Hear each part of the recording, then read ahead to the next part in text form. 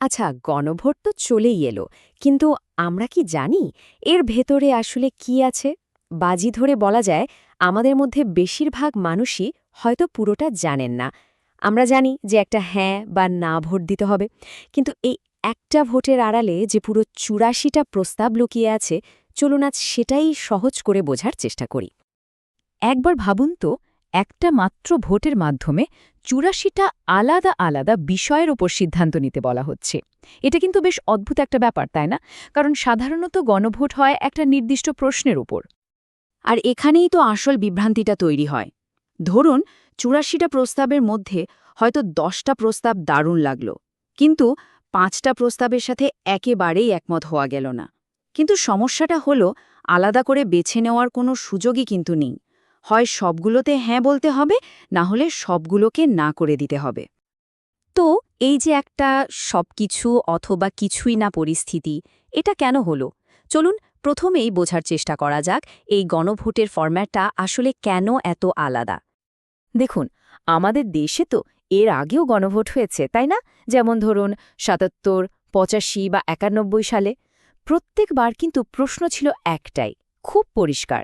এমনকি কয়েক বছর আগে ব্রিটেনে যে ব্রেক্সিট নিয়ে এত তোলপাড় হলো, সেখানেও প্রশ্ন ছিল স্রেফ একটা। কিন্তু এবারের ব্যাপারটা দেখুন, আমাদের সামনে রাখা হয়েছে ৮৪টা প্রস্তাবের একটা বিশাল প্যাকেজ। তাহলে এখন প্রশ্ন আসে, এই ৮৪টা প্রস্তাব আসলে এলো কোথা থেকে? আর আমরা যদি হ্যাঁ ভোট দিই, তাহলে ঠিক কোন জিনিসগুলোকে সমর্থন করা হবে? ব্যাপারটা শুরু হয়েছিল অন্তর্বর্তীকালীন সরকারের সময়। তখন ৬টা আলাদা আলাদা সংস্কার কমিশন গঠন করা হয়। এই কমিশনগুলো মিলে প্রথমে ১৬৬টা সুপারিশ দেয়। এরপর বিভিন্ন রাজনৈতিক দলসহ সবার সাথে কথা বলে আলোচনা করে সেখান থেকে চূড়ান্ত ৮৪টা প্রস্তাব বেছে নেওয়া হয়। আর এই ৮৪টা প্রস্তাবের সংকলনকেই এখন আমরা জুলাই সনদ নামে চিনি। তার মানে সহজ কথায়, হ্যাঁ ভোট দেওয়ার মানে হলো এই পুরো জুলাই সনদটাকে সমর্থন করা, আর না ভোট দেওয়ার মানে পুরো সনদটাকে বাতিল করে দেওয়া। খুবই সহজ। এই সনদের ভেতরে কিন্তু আমাদের পরিচয়ের মতো একদম মৌলিক কিছু বিষয় নিয়েও প্রস্তাব আছে।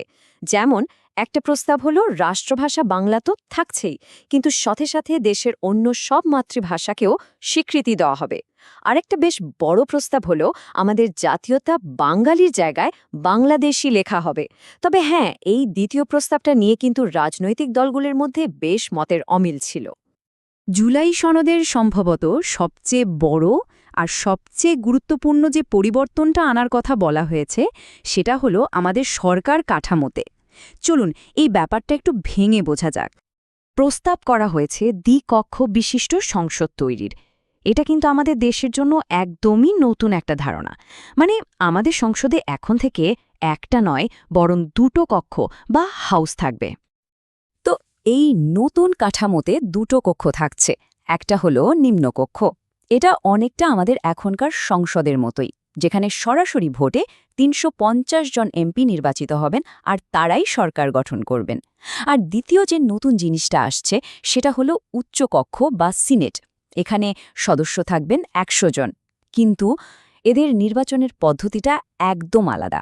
এরা নির্বাচিত হবেন কোনো দল মোট কত শতাংশ ভোট পেল সেই হিসাবের ওপর ভিত্তি করে।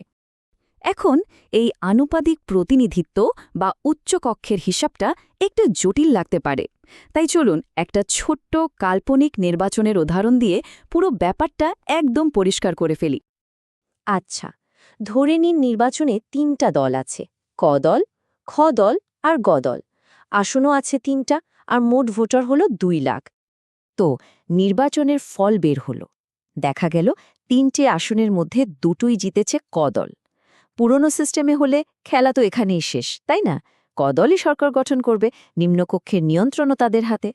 কিন্তু নতুন সিস্টেমে আসল গল্পটা কিন্তু এখানে শুরু। আর এখানেই হচ্ছে নতুন পদ্ধতির আসল চমকটা। আমরা যদি মোট ভোটের দিকে তাকাই, তাহলে কি দেখছি? খ দল আসলে সবচেয়ে বেশি ভোট পেয়েছে, পুরো ৯০,০০০। আর যে ক দল দুটো আসন জিতল, তারা পেয়েছে ৮২,০০০ ভোট। মানে আসন জিতেছে এক দল, আর মানুষের ভোট বেশি পেয়েছে আরেক দল। আর ঠিক এই কারণে উচ্চকক্ষটা গুরুত্বপূর্ণ। যেহেতু খ দল মোট ভোটে জিতেছে, তাই আনুপাতিক প্রতিনিধিত্বের নিয়মে তারাই উচ্চকক্ষ বা সিনেটে বেশি আসন পাবে। তাহলে কি দাঁড়ালো ব্যাপারটা? নিম্নকক্ষে সরকার চালাবে ক দল, কিন্তু উচ্চকক্ষের নিয়ন্ত্রণ থাকবে খ দলের হাতে। এর মানে এখন থেকে নিম্নকক্ষে কোনো আইন পাশ করালেই হবে না, সেটাকে উচ্চকক্ষেও পাশ করাতে হবে। সিস্টেমে একটা ভারসাম্য তৈরি হবে। আচ্ছা, সরকার কাঠামোর এই বড় পরিবর্তনের পাশাপাশি দেশের একদম শীর্ষ নেতৃত্বের পদেও কিন্তু কিছু নতুন নিয়ম আনার প্রস্তাব করা হয়েছে। যেমন ধরুন প্রধানমন্ত্রীর পদের কথা, দুটো বড় নিয়ম প্রস্তাব করা হয়েছে। একজন ব্যক্তি সর্বোচ্চ 2 বার মানে মোট 10 বছরের জন্য প্রধানমন্ত্রী হতে পারবেন, আর 2, প্রধানমন্ত্রী পদে থাকাকালীন তিনি তার নিজের রাজনৈতিক দলের প্রধান থাকতে পারবেন না। রাষ্ট্রপতির পদেও বেশ কিছু গুরুত্বপূর্ণ পরিবর্তন আসছে।